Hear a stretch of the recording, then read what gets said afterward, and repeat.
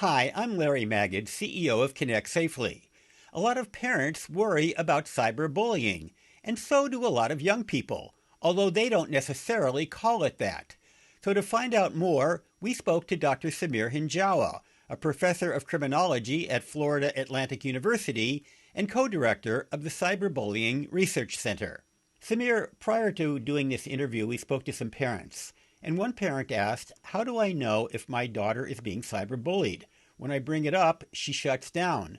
Well, how do parents know? I think that's a story we hear often. Many youth continue to be very hesitant to speak to their parents or guardians related to issues that they're experiencing on technology. And we've heard the reasons. It's because they're wondering if you're going to take away their phone or ban the use of this app or that app, or convey blame, whether it's through your words or even through your body language, which of course they pick up on very quickly. And then yes, they put up walls, they shut down. And so ideally, over the course of months and years, you've developed a healthy and open and candid line of communication with your child. And of course, it's not too late to start today. But when you start, make sure that you're non-judgmental and you convey that I'm not going to blame you. I just want to know what's going on, and I will do all that I can to, of course, not make the situation worse for you. Let's just talk this through and figure out if we can come up with some sort of mutually agreeable solution or action plan if, again, you're dealing with something unpleasant or problematic online. But just know that I'm in a position of power where I can assist you, and you want to get out of this mess, right? You don't want to just struggle silently. So please open up to me a little bit. Trust that I'm going to come through for you. Give me a chance, and we'll see what we can do. I've seen research showing that not all children and young people have an equal risk when it comes to cyberbullying, and there are certain groups that are particularly vulnerable. I was wondering if you could talk a little bit about that. We define cyberbullying as willful and repeated harm inflicted through the use of technology. But when it comes to hate based online offenses, we're looking at various sorts of actions that are aggressive, which are targeting individuals based on their identity, based on some characteristic about themselves that they cannot change. And that brings to mind their race, their religion, their sexual identity, their sexual orientation, these sorts of disability, for example, these sorts of characteristics that everyone tends to be somewhat sensitive about. Thankfully, we are seeing that more and more schools are caring deeply about this, and they should, because, of course, there have been many lawsuits where students have been targeted based on their race or some other protected characteristic. And if the school is identified as negligent, well, then there's incredible reputational and financial damage to that school or to the school district. So that is motivating them to care more about this.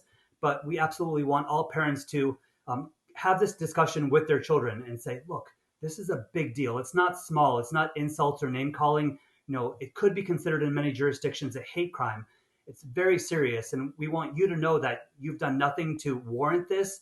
And so let's work together to figure out a solution so that it stops. It must stop, because if it doesn't stop, then more and more in society, we will see this sorts of intolerable behavior being condoned, being laughed about. And that, of course, is going to breed more online hate, which then leads to offline violence against these protected groups.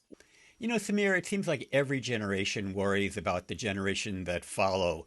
When my parents were kids, I think their parents worried about the jitterbug, and my parents worried about drugs and war protest. And every generation has some issue. And I think some of today's parents think that young people are narcissistic or they're somehow not engaged. And I was wondering, you work with a lot of young people. What's your sense? I'm very optimistic about Gen Z, and it's easy to just sort of swallow headlines and sound bites because they might align with what we're thinking or what we want to think about this generation, which is very discouraging because I think that we should be more hopeful and feel agency to assist and equip and empower the youth under our care. But I find so many youth who are doing really epic and meaningful things online, really using social media in order to raise awareness involving social justice issues or to speak out about harassment and hate, raising money for various causes that are dear to their hearts. There's a lot of good being done, and there's a lot of skill sets which are being augmented because of social media, because of technology. And those skills, those tools in their toolbox that they're continuing to develop and refine, they're going to greatly benefit them as we move deeper and deeper into this information-based society and economy. So instead of being naysayers and critics, let's be their fans, let's be their cheerleaders and figure out what our role is to help them succeed as the next generation.